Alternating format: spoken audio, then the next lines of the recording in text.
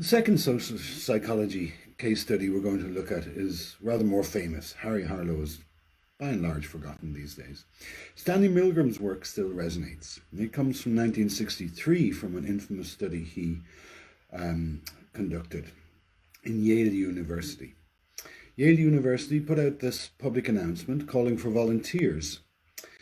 Volunteers were told they were embarking on a study of memory conducted by psychologists in Yale University, which is a very, very prestigious university in Connecticut. And they explicitly targeted people who were unfamiliar with the university environment. It says here, no special training, education, or experience is needed. We want factory workers, labourers, clerks, barbers. So they're specifically targeting people who are unused to a university environment, at a time when universities perhaps had slightly more prestige than now, and certainly Yale University was one of the leading universities. Subjects signed up for this and they got a small amount of money for their troubles, and when they arrived, they were told that they were going to be randomly assigned one of two roles, that of teacher or learner in this study. In fact, there was some deception going on here because every subject was going to be the teacher. The learner was actually a paid actor, a stooge. So the subject believes that they're randomly assigned these roles. And as you can see from the illustration there, the teacher, the volunteer, is in a small room together with the experimenter, who's wearing a white coat, not shown in the picture. And there was a one-way mirror separating them from the room in which the learner, the actor, was replying to memory questions. And every now and then, the learner would get some questions wrong, in which case the goal of the teacher was to, get this, administer an electric shock to the learner. And this is the scary device that was used. There's a whole array of knobs there, and as you gradually flip the knobs from the top to the bottom position, from left to right, the voltage associated with these goes up. So the electric shocks are getting stronger. The teacher's role, the volunteer, the subject in this experiment, is simply to administer these shocks. In actual fact, no shocks were given, but the volunteer did not know that, and the actor was acting as if shocks were given. Now that's an impressive array of buttons on that thing, and it goes from very small electric shock, 15 volts, up to, well, 450 volts. That's a very, very dangerous voltage. And there was a script which the actor was following, such that as a particular value was reached, there was a particular response agreed. So when we get to 120 volts, the learner shouts in pain. A little later, at 150 volts, the learner asks to stop. If we get as far as 300 volts, the learner is going to be pounding on the wall. If we get as far as 330 volts, the learner stops responding. What's being asked here? Well, the question that the investigators were interested in was how far will the volunteer subjects who are playing the role of teachers go? That is, can they be bullied, forced, coerced, ordered to go very far up this scale? And they predicted that there are some psychopaths in every society, so maybe 2% of people might go the whole way. That was their prediction, but look at the actual percentage of subjects who went the whole way, 65%. So the prediction was that 2% would go to the maximum level, but 65% went to the maximum level. I hope you think this is shocking, but I also want you to ask what's going on. The learners are not acting as free agents in this case. Remember, they have been deliberately selected to be unfamiliar with the university environment, which conveys us the scientific authority. The scientists are wearing white coats.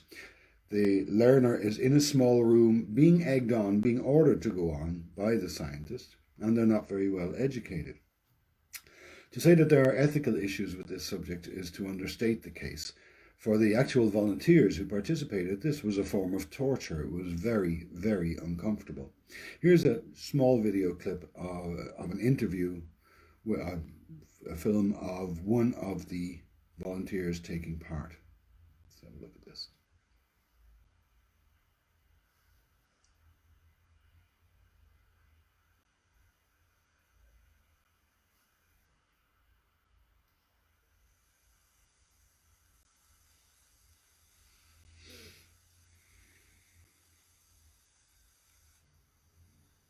Next one, tame. Wolf, bear, dog, cat. Wrong. Answer is bear. 240 volts. Next one, sweet. No, you go back up to the beginning of that page and go through it again until he's learned them all correctly. Oh, no. No, I'm not going to kill that man. You mean I got to keep going up with the scale? No, sir. He's hollering in there. I'm not going to give him 450 volts. The experiment requires that you I know continue. it does, but that man is hollering in there, sir. As I said before, although the shocks may be painful, they're not dangerous. I mean, he's yelling in there. Start with blue, please, at the top of the page. Continue, please, teacher. I hope you can see that this is a gross abuse of the subjects who signed up for this study. Not only were they deceived about the kind of study they were taking part in, but this is extremely unpleasant and haunted them afterwards. We'll get to the motivation for this study in a little while. The findings were so fascinating, I suppose, that there have been attempts at replication. But under modern circumstances, you can't actually replicate the bullying that is required in order to get subjects to do this.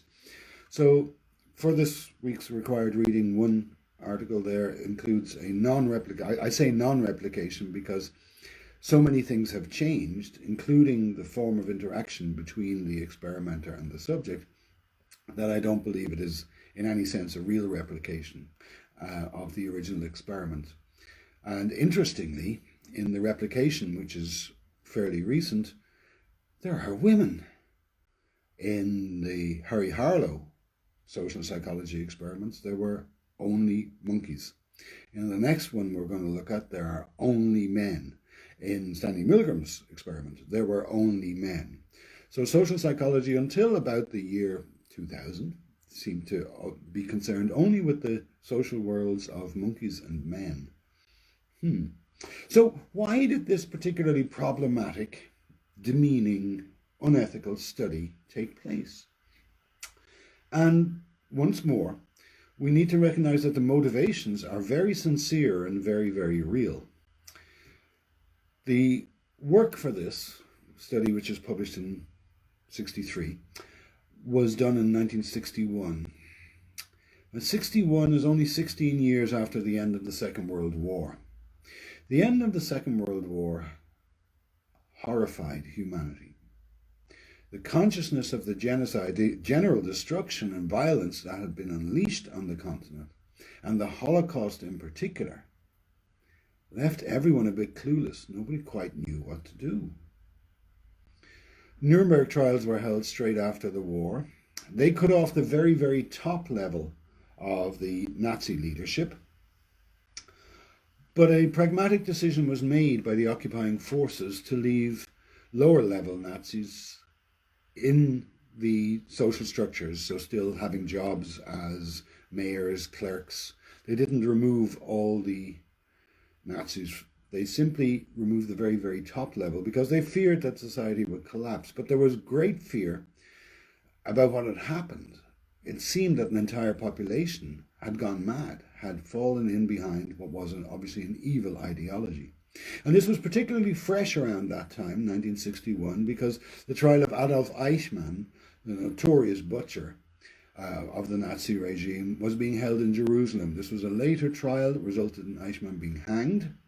It was witnessed by Hannah Arendt, the philosopher, who wrote for Republic about it, coining the phrase you may have heard, the banality of evil.